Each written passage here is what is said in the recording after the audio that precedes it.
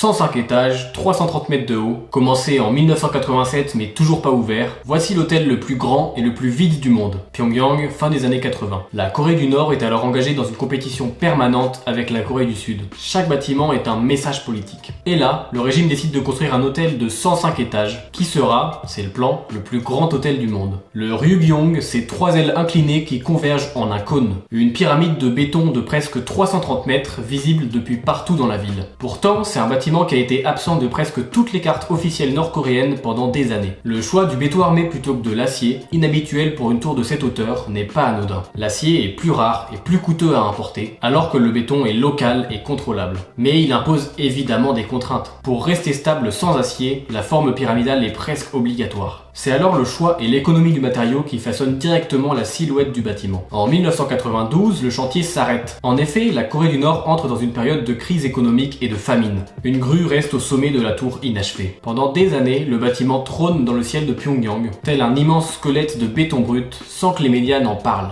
Il est effacé des photos officielles et supprimé des guides touristiques. Ça devient alors une ruine de 330 mètres de haut que le régime fait semblant de ne pas voir. Les travaux reprennent dans les années 2000. L'enveloppe extérieure, composée de panneaux et de vitres, est ajoutée en 2012. Mais à l'intérieur, tout est vide selon les sources disponibles. Ce serait un bâtiment avec une façade finie mais rien derrière. Le Ryugyong Hotel, c'est l'architecture propagande poussée à l'absurde. Un bâtiment non pas construit pour être habité mais pour être vu, seulement pour signifier quelque chose. Et qui d'ailleurs, précisément parce qu'il n'a jamais fonctionné, nous en dit beaucoup sur le contexte politique du pays. Son nom, Ryugyong, est un ancien nom poétique de la ville de Pyongyang. On pourrait le traduire en français par capitale des saules. Il y a quand même quelque chose d'ironique dans le fait que le symbole le plus visible de la ville soit aussi représentation de son plus grand échec. Aujourd'hui, c'est un hôtel sans usage, un bâtiment sans clients, un symbole sans fonction. Ryugyong, c'est peut-être la définition la plus honnête de ce que peut devenir l'architecture quand le pouvoir décide qu'elle n'a de compte à rendre à personne.